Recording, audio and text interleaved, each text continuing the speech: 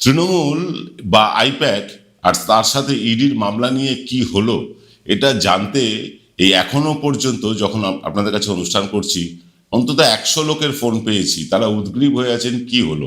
কারণ আজকে কাজের দিন, কেউই অন্তত মোবাইলে নজর রাখার মতন সময় পাননি, আমিও পাইনি। কিন্তু আমাদের এক শুভানুধ্যায়ী আছেন তৃণমূল কংগ্রেস কর্মী বর্ণ বর্মন, সেই পুরো সুপ্রিম কোর্টের যে কথোপকথন তা পুরোটা নজরে রেখেছিলেন এবং তিনি একটা নিরপেক্ষ অ্যাঙ্গেল থেকে, তৃণমূলের অ্যাঙ্গেল থেকে নয়, একটা নিরপেক্ষ অ্যাঙ্গেল থেকে তার বিশ্লেষণও করেছেন। আমরা তার বিশ্লেষণ দেখাবো, কিন্তু তার আগে দুটো কথা আপনাদের নিশ্চয়ই বলতে হবে। প্রথম কথা যেটা আপনাদেরকে বলতে চাই সেটা হচ্ছে যে এই ইডি এবং আইপ্যাক বা তৃণমূলের মামলায় যেভাবে চোর বলা হচ্ছে মমতা বন্দ্যোপাধ্যায়কে, তিনি ফাইল চুরি করেছেন, বলা হচ্ছে ডাকাতি করেছেন, ইত্যাদি ইত্যাদি বলা হচ্ছে, সেটা যে কতটা মিথ্যে, কতটা সারবত্তাহীন, সবকটাই আজ আপনাদের দেখাবো এক্স ফ্যাক্টরে।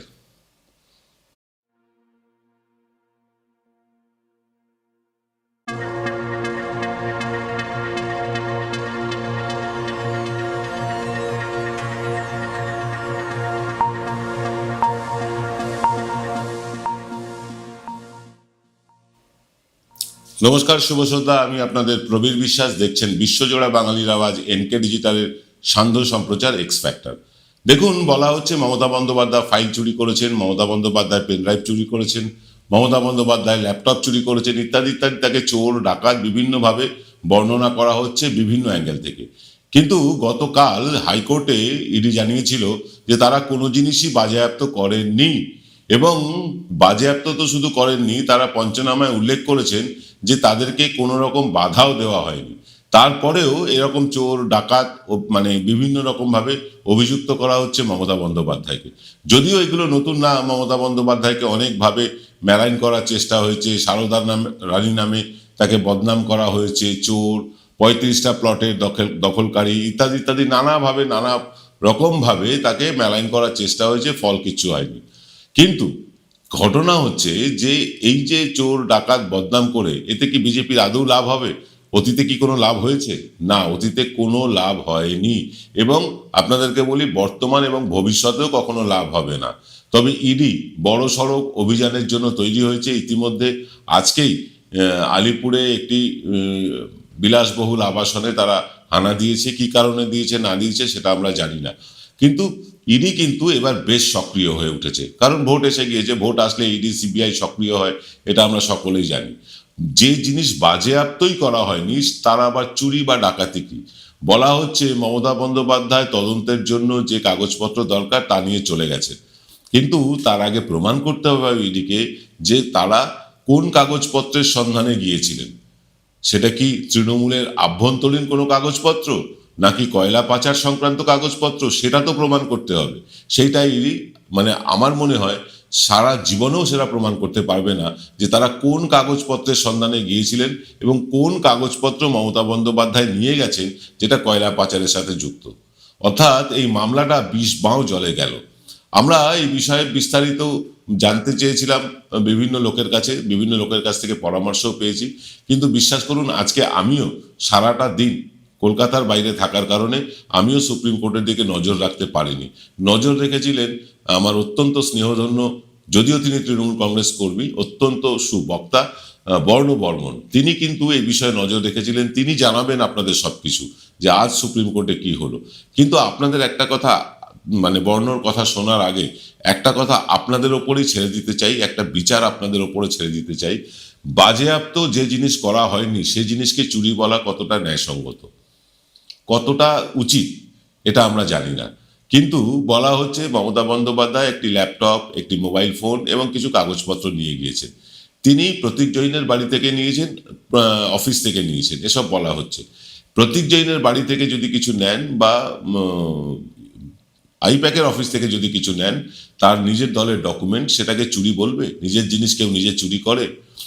আর একটা মহল থেকে বলা হচ্ছে যে আইপ্যাকের যে অফিস সেটা আদতে তৃণমূলেরই অফিস, আইপ্যাককে ব্যবহার করতে দেওয়া হয়েছে। যদি এটা হয়ে থাকে, আমি জানি না এই ঘটনা সত্য মিথ্যা, এখনো জানি না। গোদরেজ ওয়াটার সাইডে কি অফিসটি আদতে আইপ্যাকের, নাকি ওটা তৃণমূলের ভাড়া নেওয়া, তারা আইপ্যাককে ব্যবহার করতে দিয়েছেন, এর সত্যি মিথ্যে সত্যিই জানি না। কিন্তু যদি তৃণমূলের ভাড়া নেওয়া হয়ে থাকে এবং আইপ্যাককে সেটা ব্যবহার করতে দেওয়া হয়ে থাকে, সেখানে ইডির হানা রীতিমতো ঘৃণ্য কাজ। কোনো রাজনৈতিক দলের অফিসে এভাবে নির্বাচনের আগে মানে হানা দেওয়া একেবারে গর্হিত অপরাধ। যদিও সুপ্রিম কোর্টে আজকে ইডির যিনি আইনজীবী ছিলেন VS রাজু, তিনি বলছেন ভোট তো নেই সামনে, ভোট নেই সামনে, আর মাত্র 100 দিনের মধ্যে ভোট, আর তিনি বলছেন পশ্চিমবঙ্গে তো এখন ভোট নেই। মানে কিরকম দ্বিচারিতা হচ্ছে, ইডি ল্যাচে গোবরে হতে চলেছে এই পুরো ব্যাপারটাতে। আপনারা লিখে রাখুন, আগামী দিনে ইডি ল্যাচে গোবরে হবে। অনেকে আশঙ্কা প্রকাশ করছেন যারা কলকাতার বাইরে থাকেন, এরকম বহু মানুষ ফোন করে বলছেন তাহলে কি মমতার সরকার পড়ে যাবে। আপনাদেরকে বলে রাখি, মমতা বন্দ্যোপাধ্যায় সরকার ফেলে দেওয়ার মতন এখনো কোনো জায়গায় কেন্দ্রীয় সরকার, কেন্দ্রীয় এজেন্সি, রাষ্ট্রপতি কেউই নেই, কেউই নেই। কারণ কোনো সাংবিধানিক সংকট এখনো পর্যন্ত তৈরি হয়নি, কোনো রকম বড় রকম আইন শৃঙ্খলা ভেঙে পড়েনি। ফলে এই রাষ্ট্রপতি শাসন করে মমতা বন্দ্যোপাধ্যায় সরকার ফেলে দেওয়ার যে স্বপ্ন বিজেপি দেখছে, সেটা চিরকালের স্বপ্নই থেকে যাবে। পশ্চিমবঙ্গ গণতান্ত্রিক রাজ্য, এবং শুধু তাই না, শিক্ষিত মানুষের রাজ্য। তারা কিন্তু সবটা বোঝেন, সবটা জানেন। এটা বিচারের কথা আপনাদের উপর ছেড়ে দিলাম, এটা বিচার করার ভার আপনাদের উপর ছেড়ে দিলাম। এরপর আমরা দেখব আজকে সুপ্রিম কোর্টে যা হলো তার একটা বিবরণ, বর্ণন আপনাদেরকে দেবেন। কিন্তু তার আগে নিয়ে নিতে হবে ছোট্ট একটা বিরতি। ফিরছি বিরতির পর।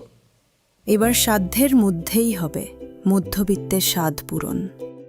নতুন বাড়ি, নতুন স্বপ্ন, সুখের নতুন অধ্যায় শুরু হোক এই উৎসবে।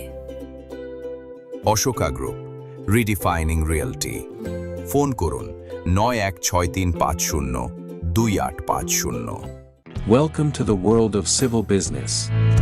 A Bengali business personality and the most successful business group, Roy Construction Group of companies, now coming Sarib, West Bengal. Mr. Anup Roy, the managing director of the Roy Construction Group company, ready to serve his native land, the mother Bengal.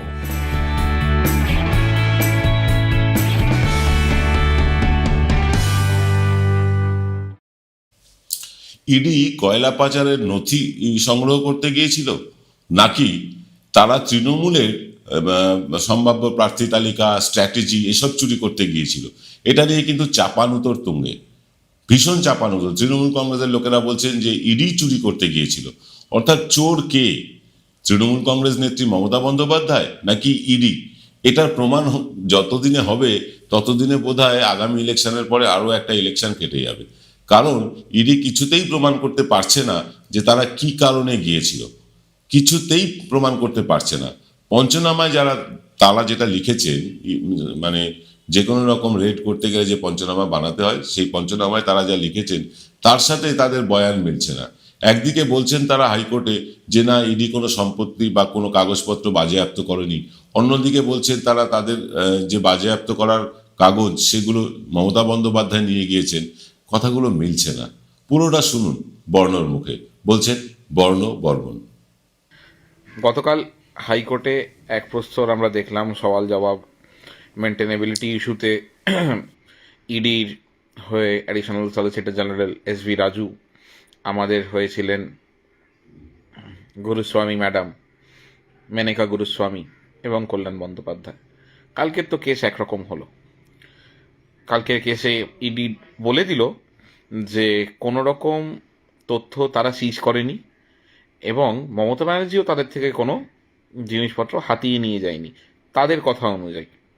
মানে মমতা ব্যানার্জি সেদিনকে আইপ্যাকের অফিসে, Godrej water সাইডে এবং প্রতীক জৈনের বাড়িতে গেছিলেন, সেখানে তারা পাঞ্চনামায় লিখেছেন রেড শেষ হওয়ার পরে একটি কাগজ জমা দিতে হয় যে কোনো রকম সব পুরো রেডটাই সুস্থভাবে কন্ডাক্ট হয়েছে, কোনো রকম ট্রেসপাসিং হয়নি, কোনো রকম বার্জারি হয়নি, কোনো রকম ফোর্সফুল কিছু হয়নি, কারোর ধর্মীয় ভাবাবেগে আঘাত দেওয়া হয়নি, নানা রকম পয়েন্ট পাঁচনামায় লিখেছে। এবং ইডি যখন কোনো কিছু সিজ করে সেই সিজটা ভিডিওর মাধ্যমে করতে হয় এবং সেটা লোকাল ডিস্ট্রিক্ট ম্যাজিস্ট্রেটকে জানাতে হয়। এরকম নানা রকম প্রোটোকল আছে। সেই সব প্রোটোকল তো যখন সিজ হবে তখন মমতা ব্যানার্জি প্রথম থেকেই বলেছিলেন যে আমাদের তথ্য চুরি করার উদ্দেশ্যে এনফোর্সমেন্ট ডিরেক্টরেট যা এখন ইলেকশন ডিউটিতে নেমে পড়েছে তারা এসছে, প্রতিবারই ভোটের আগে হয়েছে। 2022-এ গোয়া ভোটে কোথায় কি কোল স্ক্যামের টাকা কোথায় গেছে সেটা 2024 4 বছর পর ওদের মাথায় জেগে উঠেছে, তারা এসছে। সেসব তো কথা আপনারা সবাই জানেন, নতুন করে বলার কিছু নেই। আজকে যখন সুপ্রিম কোর্টে সওয়াল জবাব চলছিল তখন ইডি বলে যে রাজ্য সরকারের ডিজি, সিপি এনাদেরকে সাসপেন্ড করতে হবে এবং এনকোয়ারি কমিশন বসাতে হবে, ডিপার্টমেন্টাল ইনকোয়ারি করতে হবে এবং যা যা দাবি ছিল তাদের। কিন্তু তারা একটা কথা, গতকাল তাদের advocate general, additional advocate general যে কথা বললেন যে কোনো রকম ট্রেসপাসিং হয়নি, বয়জারি হয়নি, কোনো রকম ফোর্সফুল কোনো কিছু হয়নি, সুস্থভাবে রেড কন্ট্যাক্ট হয়েছে, আজকে গিয়ে বলছে মমতা ব্যানার্জি ঢুকে তাদেরকে বাধা দিয়েছে। আরে তাহলে যদি কালকের কথাটা বাস্তব মানবো না আজকের কথাটা বাস্তব মানবো? গতকাল মেনকা গুরুস্বামী খুব গুরুত্বপূর্ণ একটি কাজ করেছিলেন। SV Raju additional solicitor general কথা বলেছিলেন যে কোনো রকম তাদের কোনো দাবি দাওয়া নেই, মানে এই ফোর্সফুল ঢুকে বলপূর্বক সেখান থেকে তথ্য নিয়ে যাওয়া জাতীয় যে রটনাগুলো রটনা হচ্ছে, সেখানে বলেছিল যে তাদের এরকম কিছু ঘটেনি এবং সেটা রেকর্ড করেছিল মেনকা গুরুস্বামী।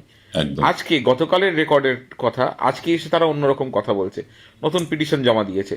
ঠিক আছে, কোর্ট এখনো ব্যাপারটাকে বিচার্য বিষয়ের মধ্যে রেখেছে, কিন্তু সাধারণ চোখে একটা জিনিস বোঝাই যাচ্ছে, ইডির লয়ারদের মধ্যেও কোনো কোঅর্ডিনেশন নেই। গতকাল যা কথা বলছে আজকে ভিন্ন কথা বলছে। ঠিক কোর্ট তার রায় দেবে, লড়াই হবে আইনভাবে, আইনগতভাবে। আমাদের কপিল সিব্বাল আছেন, অভিষেক মনু সিংভি আছেন, কল্যাণ বন্দ্যোপাধ্যায় আছে, ওদের ওখান থেকেও যারা আছে আইনের লড়াইতে হবে। কিন্তু একই ইডিকে যারা রিপ্রেজেন্ট করছে তারা হাইকোর্টে একরকম কথা বলছে, সুপ্রিম কোর্টে একরকম কথা বলছে। এটা বোঝা যাচ্ছে যে যেন তেন প্রকারেণ মেলাইন করা বা একটা হার্শ একটা রায় বের করে এনে মানুষের কাছে জয় জয়কার দেখানো, এটা হতে পারে না। মানে এই যে দ্বিচারিতা, এই যে অসভ্যতামি, এই যে নিম্নগামী, এই যে একটা সংস্থার যে অবস্থান, এগুলো ভারতবর্ষের পক্ষে, ভারতবর্ষের মতো দেশের পক্ষে খুবই মুশকিলে। কারণ দেখুন, সত্যি কথা বলতে ইডি, সিবিআই, যে রাজ্য সরকার যে কেন্দ্র সরকারই থাকুক, এইসব সংস্থাগুলোর উপরে ভরসা করে আমরা চলি। হাইকোর্ট, সুপ্রিম কোর্ট, ন্যায়ালয়, পুলিশ, এইসবের ওপর বিচার করে চলি। যতই আমরা যাকে খারাপ বলি না বলি, আমরা এখনো বলি তো কোনো জায়গায় অসুবিধায় পড়লে তোকে আমি কোর্টে দেখে নেবো, কেউ আমাদের সাথে কোনো ভুলভাল কাজ করলে, যদি অন্যায় কোনো কাজ করে। মানে এই বিচার ব্যবস্থার প্রতি আমাদের যদি আস্থা ভাঙতে শুরু করে, জনগণের, কোনো পার্টির কথা বলছি না, জনগণের যদি বিচার ব্যবস্থার প্রতি এরকম আস্থা ভাঙতে শুরু করে, এবং যা ভাঙাটা স্বাভাবিক, কেন্দ্রীয় সংস্থা, তদন্তকারী সংস্থা কোনো কেসের কনক্লুশন করতে পারে না, কোনো কেসে ভার্ডিক্ট আনতে পারে না, খালি একের পর এক ভোটের আগে এদের লাফানি ঝাপানি শুরু হয়ে যায়। এই সব যদি চলতে থাকে তাহলে দেশের পক্ষে খুব ক্ষতিকারক। এই ইডি অফিসাররা সারা জীবন ইডি হয়ে চাকরি করবে না, কিন্তু যে প্রেসিডেন্ট তারা রেখে যাবে, যে পারসেপশন তারা ক্রিয়েট করে যাবে, তা কিন্তু ভাঙা আগামী 100 বছরেও সম্ভব হবে না। তাই জন্য আমি বলি, যারা এই ইডির অফিসাররা আছেন তারা একটু ভাবুন আপনারা কি করছেন। আপনাদের অনেক ইমেজ প্রেশারে কাজ করতে হয়, আমরা সেটা বুঝি এবং কোর্টও সেটা বলেছে যে কোনো তদন্তে স্বচ্ছতা বজায় রাখতে হবে, কোনো তদন্তের মধ্যে যে কোনো দ্বিচারিতা হচ্ছে না সেটা তাদের সেই স্বচ্ছতা বজায় রাখতে হবে কেন্দ্রীয় তদন্তকারী সংস্থাকে। সুপ্রিম কোর্টের অবজারভেশন তো এক পক্ষ হলো, দুটোর পর আবার একটা শুনানি হলো, সওয়াল জবাব হলো।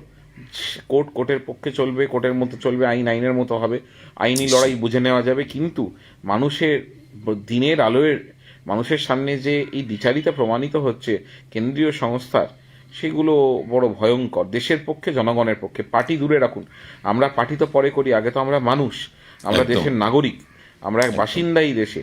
সেই জায়গায় এই পারসেপশন যদি সেট করে তাহলে সেটা দেশের পক্ষে, জনগণের পক্ষে কারোর পক্ষেই ভালো না, এবং এই সংস্থা, এই কেন্দ্রীয় তদন্তকারী সংস্থার পক্ষেও ভালো না। এটুকুনি বলতে পারি। একেবারে বর্ণ, অনেক ধন্যবাদ তোমাকে। তুমি একদম পুরো বিষয়টা নিরপেক্ষ অ্যাঙ্গেল থেকে দেখেছো, যদিও তুমি তৃণমূল কংগ্রেসের নেতা বা কর্মী, তারপরেও তুমি নিরপেক্ষ অ্যাঙ্গেল থেকে আমাদের দর্শকদের সব জানালে, তোমাকে ধন্যবাদ।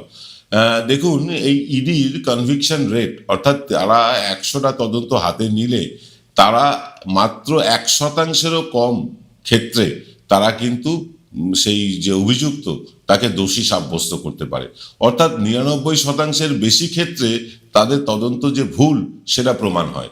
বিভিন্ন সময় তারা বিভিন্ন অভিযোগে তারা বিভিন্ন লোককে গ্রেফতার করে রাখে, তাদের কাছে সেই আইন আছে যে অভিযোগের ভিত্তিতে তারা কাউকে নিজেদের হেফাজতে নিয়ে গ্রেফতার করে রাখতে পারে। সেই আইনের অপপ্রয়োগ করে তারা বিভিন্ন লোককে রাজনৈতিক উদ্দেশ্য চরিতার্থ করতে তারা বিভিন্ন সময় দিনের পর দিন জেলে আটকে রাখে বিভিন্ন রাজনৈতিক নেতাদের, বিশেষত যারা বিজেপি বিরোধী নেতা তাদেরকে। হেমন্ত সোরেন, অরবিন্দ কেজরিওয়াল, মনীষ সিসোদিয়া, কত নাম বলবো, এরা সবাই কিন্তু মানে রাজনৈতিক চক্রান্তের শিকার, এবং ইডি এদেরকে গ্রেফতার করে রেখেছিল দিনের পর দিন। যদিও পরবর্তীকালে আদালতে তা প্রমাণ করতে না পারার ফলে বেশিরভাগ লোকই জামিন পেয়ে গিয়েছেন, বেশিরভাগ লোক, মানে হয়তো এক দুজন আছেন। কিন্তু ঘটনা হচ্ছে এই ইডির উদ্দেশ্য নিয়ে কিন্তু প্রশ্ন উঠছে।